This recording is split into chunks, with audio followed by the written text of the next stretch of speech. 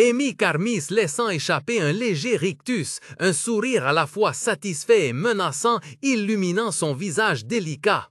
Ses yeux brillaient d'un éclat rouge, semblable à deux braises ardentes pleines d'espièglerie.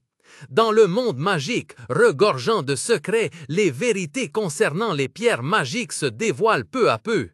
Au sein de la famille Karmis, le frère d'Amy, Diane, a été déchu de ses droits de succession suite à un scandale de corruption lié à la fourniture de boîtes de munitions magiques à l'unité d'archers.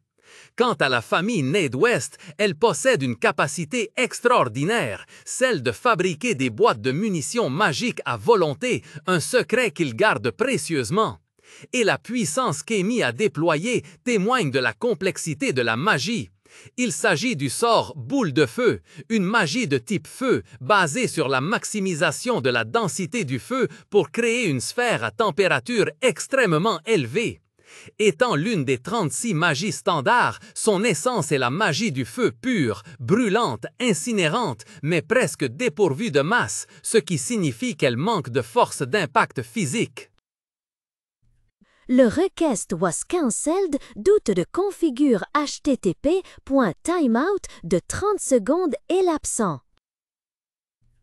Elzine s'éleva dans les airs, ses cheveux blonds dorés flottant derrière elle. Dans un cri muet, elle se précipita en avant, le corps tendu, concentrant toute sa force dans la pointe de son épée pointée vers sa cible. La lame acérie, étincelante dans la lumière faible, lacéra l'air et s'enfonça dans une sphère d'obscurité, créant des ondulations qui se propagèrent à sa surface. Depuis les gradins, Chiron observa la scène, stupéfait, des gouttes de sueur froide perlant sur son front. Il ouvrit la bouche, ses yeux bleus fixés sur la trajectoire de l'épée.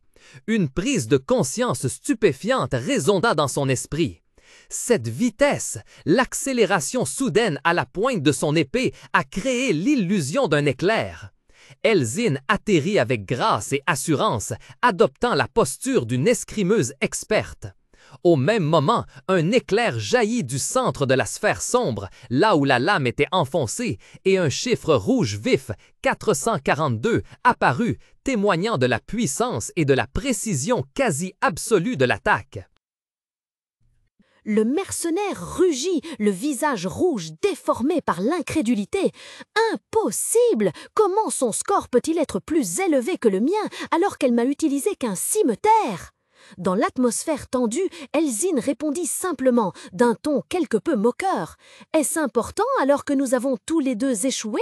De plus, la force brute est différente de l'utilisation habile de la force. » Son explication logique sembla jeter de l'huile sur le feu. Le mercenaire contracta ses biceps gonflés, ses veines saillantes et grogna. « Quoi? Tu méprises la force brute? Tu n'en as pas, n'est-ce pas ?» Contrairement à cette agressivité, Elzine sourit avec amusement. « C'est amusant, je veux essayer à nouveau. » À côté d'elle, Amy s'exclama avec excitation. « Tu es trop cool !» À ce moment, un mercenaire archer, qui avait observé en silence jusqu'à présent, s'avança calmement. « Je suppose que c'est à mon tour, maintenant que les épéistes ont terminé. » Chiron le regarda silencieusement plonger la main dans la poche de sa hanche et en sortir un petit objet cylindrique bleu. Amy fixa l'objet dans sa main, sa voix légèrement inquiète. « Chiron, cette chose, c'est une balle de mana !» « Une balle de mana ?» Chiron s'exclama avec surprise, les yeux grands ouverts en le voyant insérer la balle dans la tête de la flèche. C'est un type de balle spéciale qui contient un sort d'attaque pré-imprégné. Amy plissa les yeux, observant la bataille en cours, et commenta calmement les armes des mercenaires. Chacune de ces balles coûte un or, et ils n'utilisent même pas 10 grammes de pierre de mana pour les fabriquer. Chiron fut abasourdi, la sueur froide perlant à ses tempes en entendant ce prix exorbitant. Un or? Comment peuvent-ils utiliser des choses aussi chères? Il se tourna, demandant avec étonnement, « Mais comment peux-tu en savoir autant? » Amy haussa légèrement les épaules, son expression demeurant inchangée. « Mon frère est le capitaine de l'équipe des archers royaux. » Pendant ce temps, sur le sol dallé et fissuré du hall, le mercenaire banda son arc, avertissant ses camarades. « Hé, je vais utiliser une flèche de foudre. Par précaution, reculez. » Il concentra toute son attention, ses muscles se tendirent en bandant la corde. Son regard acéré se fixa sur sa cible. En un instant, une énergie bleu vif éclata, se condensant en une flèche de foudre sur la corde, de petites étincelles crépitant autour. Vzzzz, la flèche fut tirée, déchirant l'air avec un sifflement strident. Elle fila comme un éclair, traçant une ligne de lumière bleue droit vers la sphère d'obscurité flottant au sol.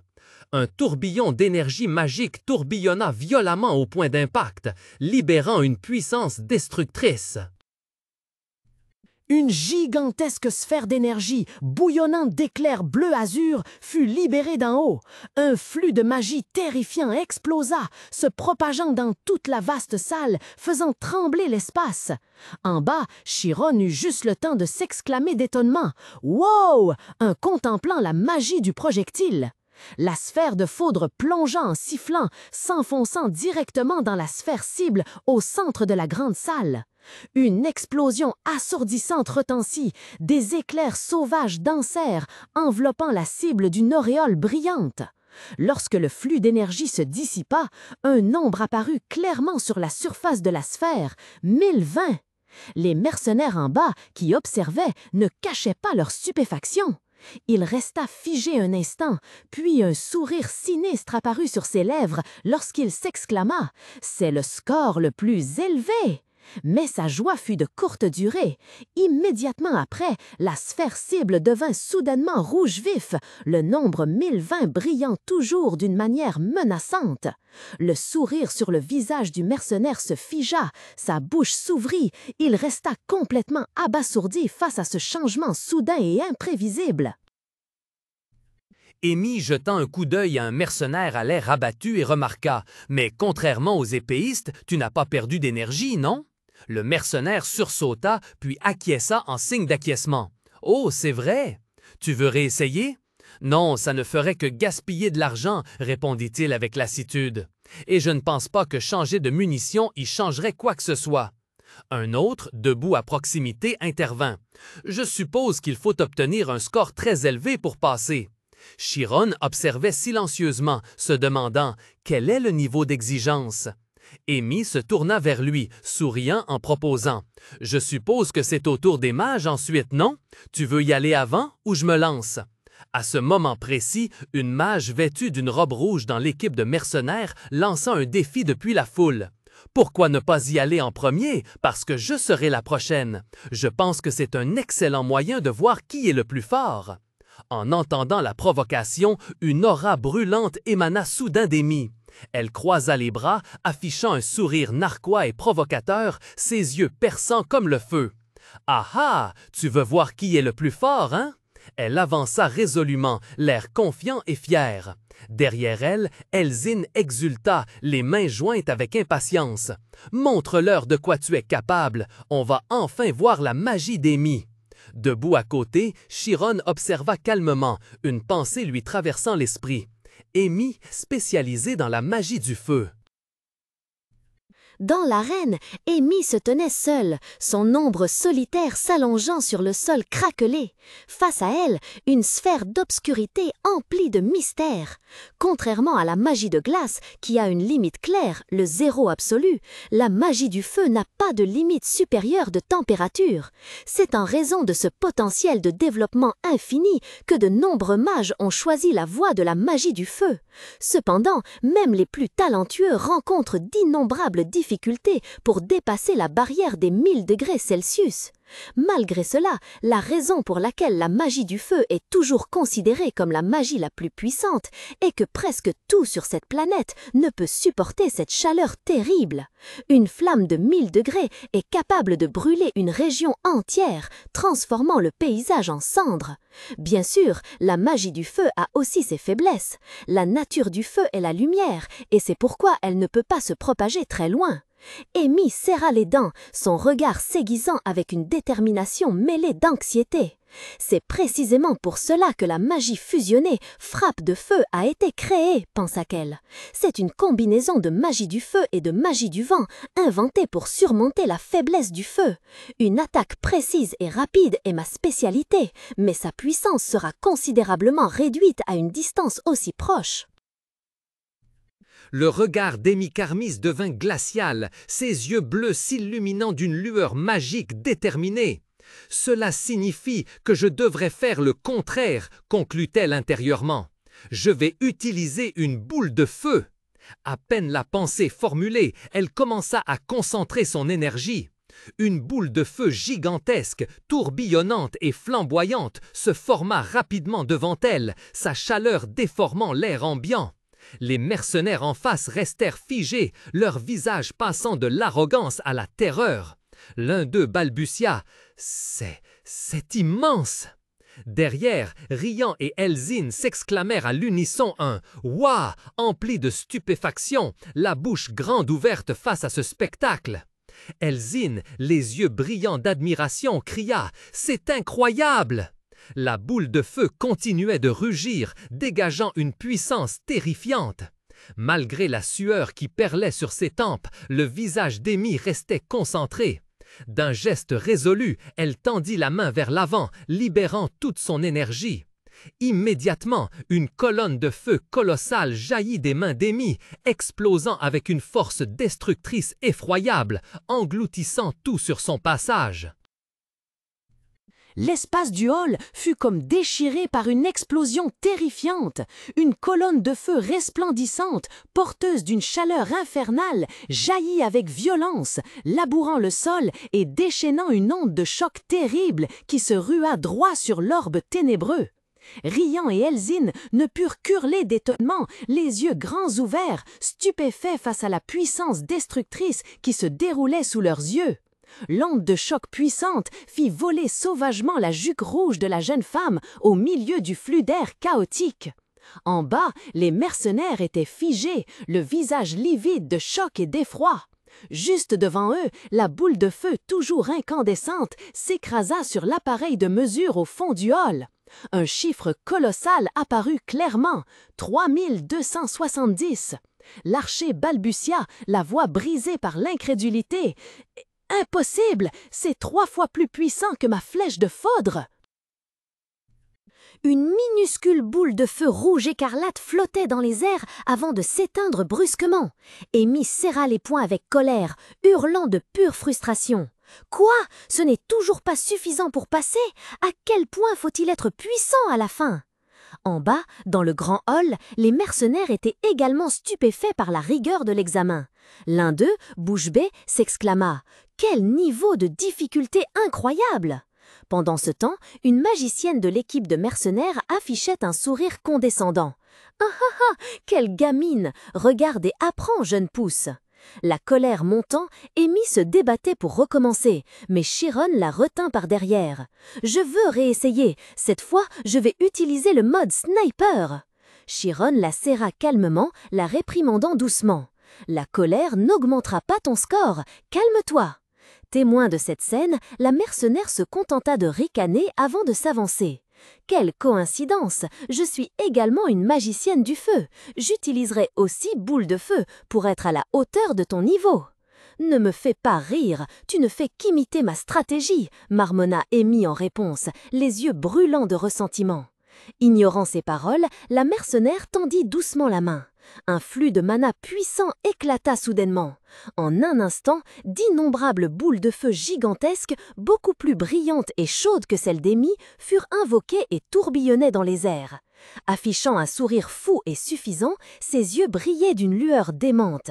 Les boules de feu se transformaient immédiatement, s'enroulant les uns autour des autres pour former des serpents de feu féroces, rugissant et se précipitant en avant, affichant un niveau de puissance complètement différent. Immédiatement après, une colonne de feu gigantesque jaillit soudainement, sa chaleur terrifiante, semblant vouloir embraser l'espace tout entier. Elzine s'exclama, stupéfaite, les yeux écarquillés devant le spectacle effroyable. « Mon Dieu, quelle puissance terrible !» Debout à côté d'elle, Amy croisa les bras, le visage renfrogné, mais une lueur de compréhension brillait dans ses yeux. Elle murmura « Ce n'est pas ça ». Des pages du manuel de magie pratique 2 lui vinrent immédiatement à l'esprit. C'était le mécanisme d'amplification de la magie du feu du manuel scolaire, une technique de base mais qui exige une précision absolue.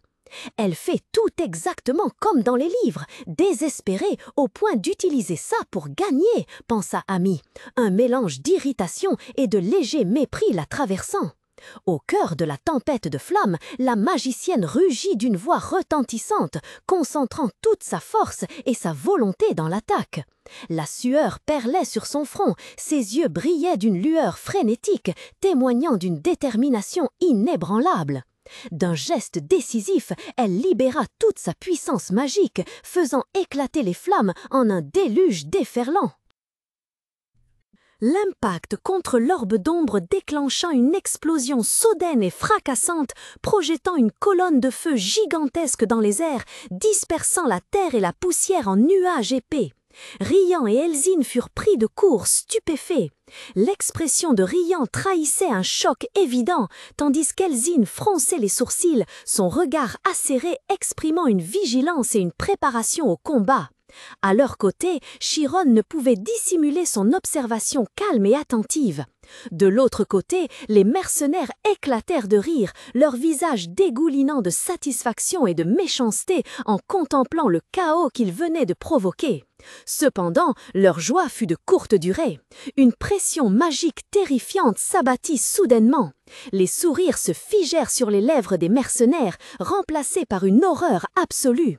La bouche ouverte, les yeux exorbités, ils levèrent les yeux vers le ciel, la peur la plus profonde se lisant sur chaque trait de leur visage.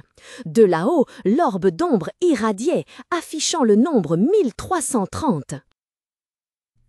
Un léger rictus étira les lèvres d'Amy Carmis, un sourire à la fois suffisant et dangereux illuminant son visage délicat.